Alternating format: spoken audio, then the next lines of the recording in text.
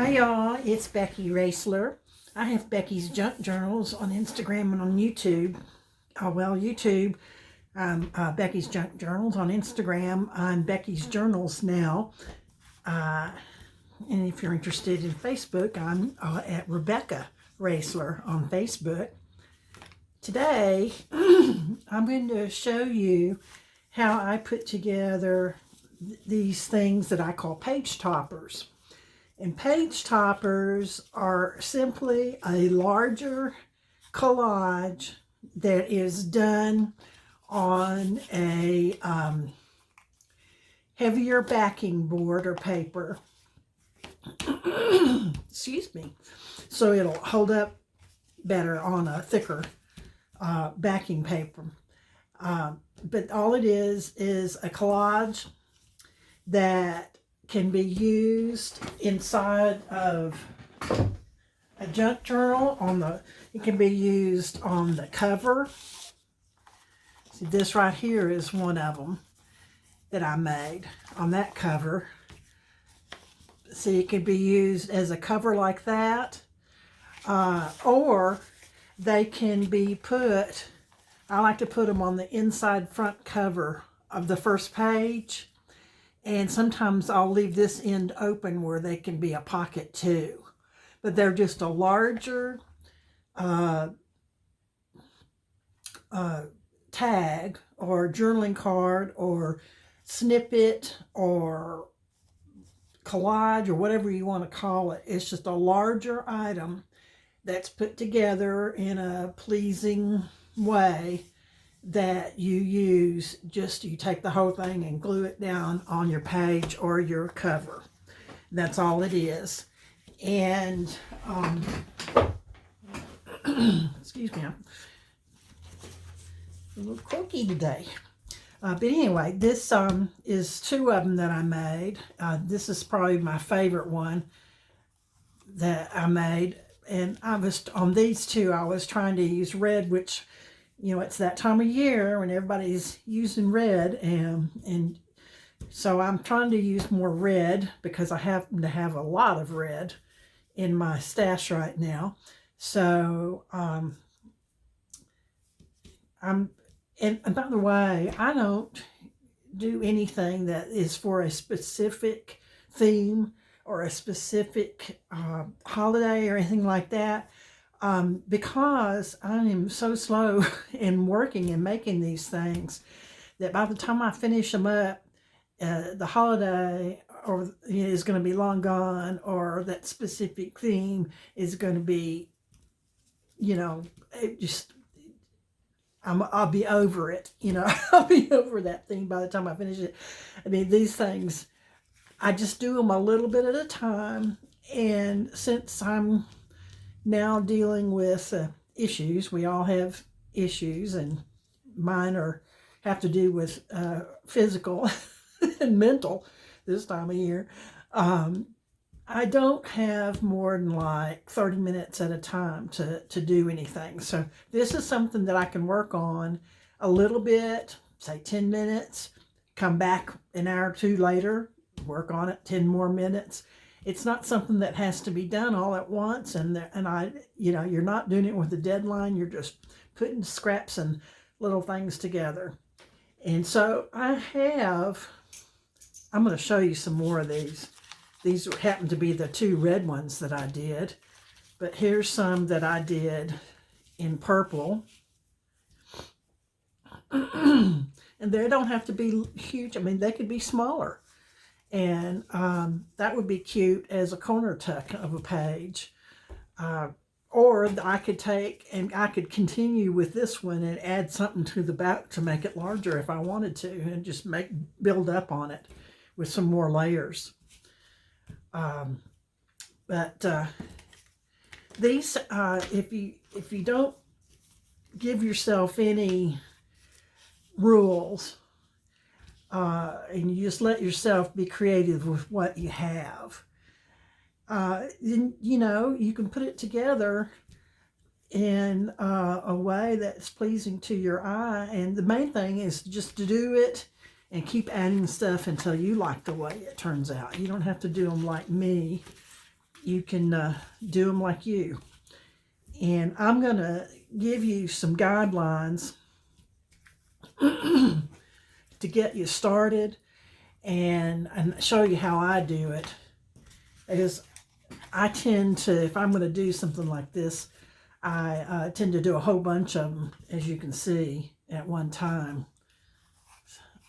But there is kind of a theme the way I do it. So here I have written things out for you.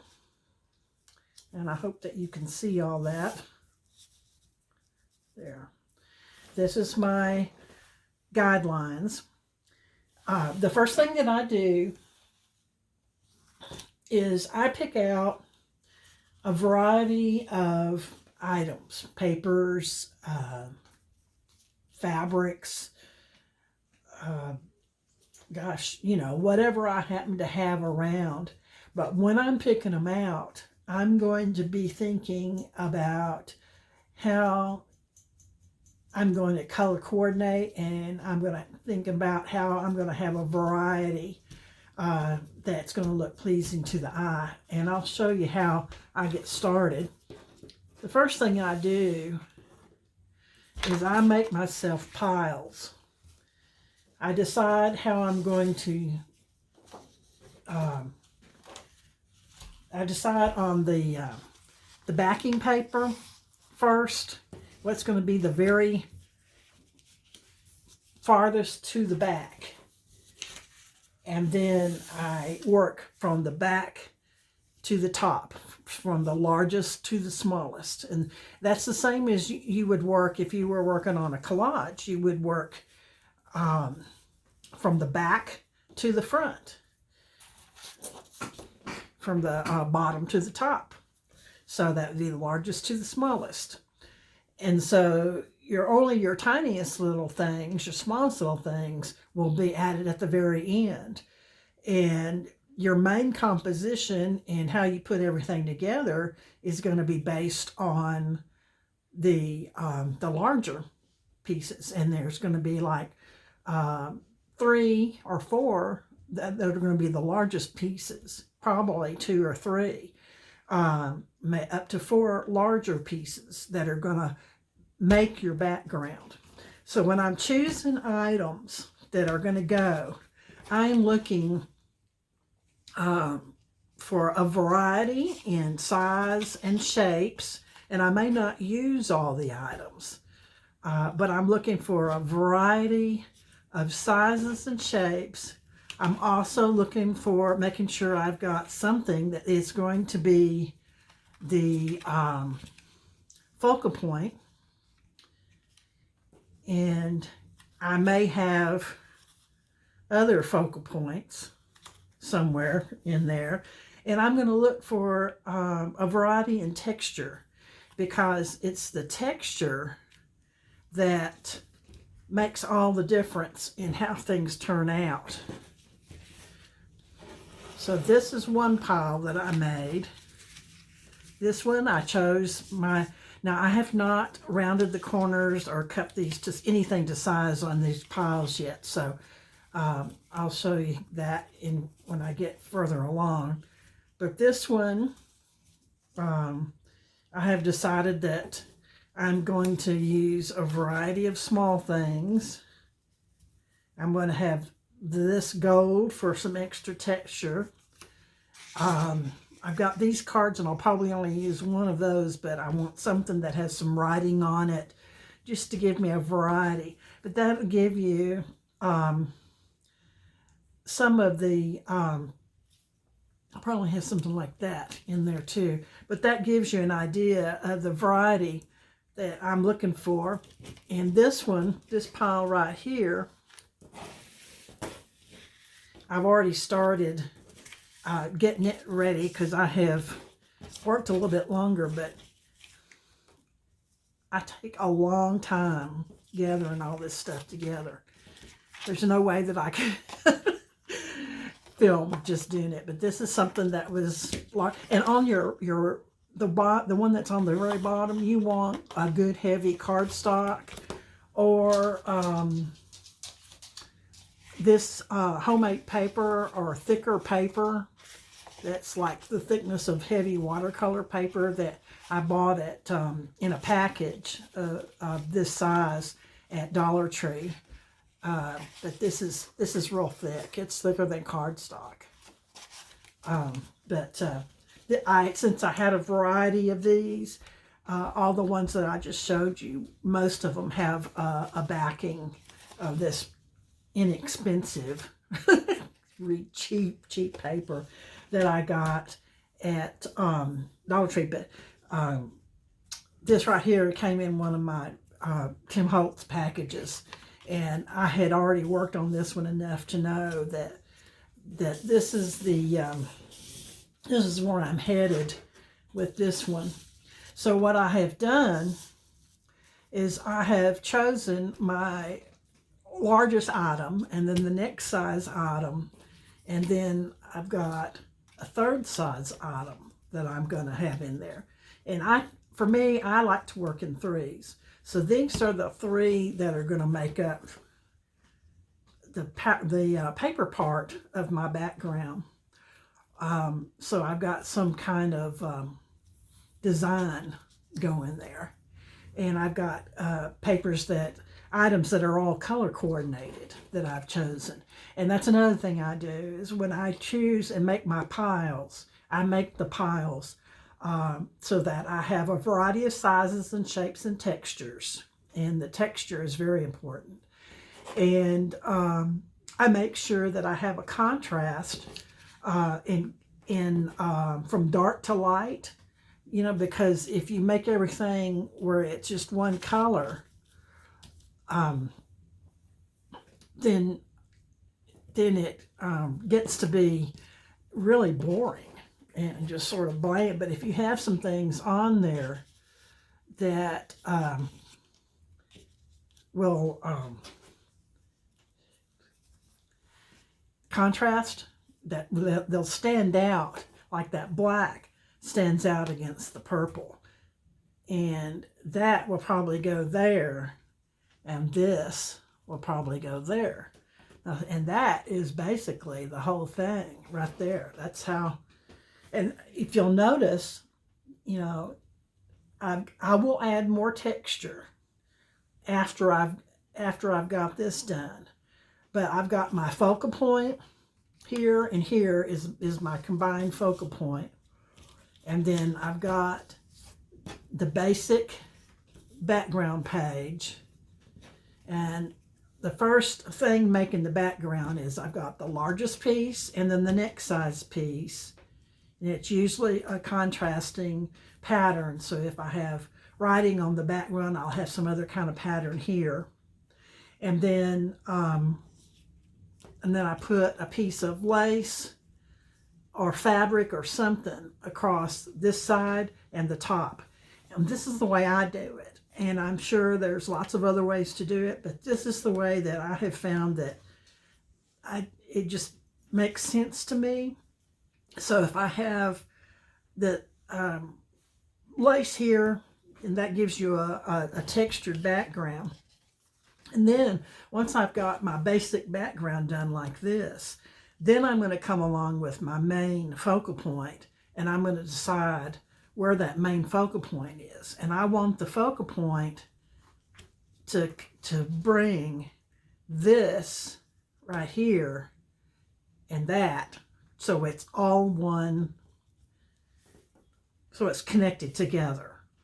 And that way your eye, if you didn't put it where it was connected together, say you put it like that, well, that's okay, but you're probably going to have to put something up underneath there, or it's going to look disjointed. It's going to look like chopped up. So if you have your focal point like this, that goes down and connects with some element on your page, it'll come together faster for you. So I'll glue it like that, and then I'll add that right there, and that'll be the humdinger of my focal point. And then I'll probably do, there you go. And then I will take this and I'll tuck it in somewhere where it makes sense. And who knows where it'll be, but it doesn't have to be all lined up. You can do things like a zigzag. You don't have to put everything in a row. But the main thing is that if you overlap, you'll be happier with it. It'll look more like it belongs there if you overlap things. So that looks like a pretty good composition to me. And then notice that I've already inked all the edges, and I've rounded the edges of my pages and my papers that I'm using. Everything has rounded edges and has been inked before I glue everything down. Or in your case, if you want to sew, you can, but just be sure and ink before you sew anything down. So we've got the largest piece, the next largest piece, and then the third piece. Those are the three larger pieces. Then you've got your focal points that's built up. Then you've got your any additional little things. Now I will add more texture to this, because to me it won't look finished once I get all this done. I'll look at it and say, what do I need for the finishing touch? What does it need? And what I will probably look at it and say, does it need more trim? Does it need more lace? Yeah, it probably needs some lace down here, and some probably right up underneath this flower right there, going out this direction for it to look balanced to me. I also will look at it and say, is there anything I need to be trimmed off? Once I've got all those down, I'll go, well, I may need to trim it down here to make that look right. Or I may need to trim up here to make that fit together right. And once I've got everything glued down and trimmed up, I will say, does it need any little tiny bling? And when I say tiny bling, I'm talking about maybe some sparkle, maybe some splashes of paint, splotches of paint if you wanted to do splatter paint. Or my favorite thing is to use these little half pearls, flat-backed pearls, and finish it off with the flat back pearls. It makes it look like it's finished to me, as opposed to leaving it blank. Here's one right here that I have not finished.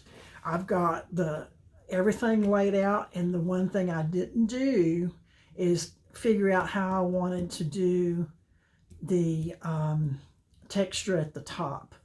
And I decided on this particular one I was going to try something different, and so it just still looks unfinished. It needs some kind of bling. It's just too plain. But depending on how I'm going to use it in my journal, I could use it like this as a large side pocket and make it tuck in this way, the pocket itself tuck in this way or this way, and leave it basically flat. When you start adding a lot of fabric and crochet things and bling to it, it builds it up where it takes more space in your journal. So the way this one is right here, even though it doesn't look finished to me right now, it depends on what page that I was going to put it on in my journal. And what the page in my journal is going to look like. And let's see if I can find one in this journal that I'm currently working on. Here's a page that it could go in. I've done some things on this side over here, but this one's sort of blank. I could put it right there like that and make it a pocket going in this way. And it would be minimal bulk. It doesn't need anything else because of this page. This page is busier. And so this one is just fine the way it is. But if I was going to keep messing with it, I'd keep adding more lace at the top and bottom, but it doesn't really need it if I'm using it inside of a journal. If I was going to use this for the cover of a journal, which who knows, I might, then I can always add extra stuff to finish out the composition for the cover and bling or whatever I wanted to. Okay, I hope this gives you some ideas of how I do it. I can't just sit here and do it while you watch, because literally I only work on them for short periods at a time. I do a little bit, you know, and I'll maybe start a pile of something, you know, I think I might want to put together, and then I'll do a little bit, and then I'll come back the next day and glue together or you know, or ink the edges of one pile. And yeah, I just jump around on it because especially this time of year, I mean, when I'm filming this, we're in December, and it's already December 14th, and we're all busy, you know, this time of year doing stuff to get ready for Christmas and the end of the year and the holidays and all the things that go on. But if you're like a lot of people, and like me and a lot of people, you deal with a lot of depression and physical situations this time of year, and it's harder for you to feel creative and do anything. So I found that if I do it in just 10 or 15 minutes at a time, it comes together a lot easier. So I can take this now and just glue everything together and be done with it, because I have spent probably an hour already on this one pile that but just doing a little bit here, you know, here or there. So, I think that's it for today. If there's anything else, you have any questions, just let me know. I'd love to hear from you. And you want to come see me, see more of what I'm doing, I'm on YouTube at Becky's Junk Journals. I'm on Instagram at Becky's Journals. And on Facebook, I am Rebecca Roesler, Roesler. Thank you so much. And let me put that right there so you can see my notes. I hope you can see it all. And you have a great day.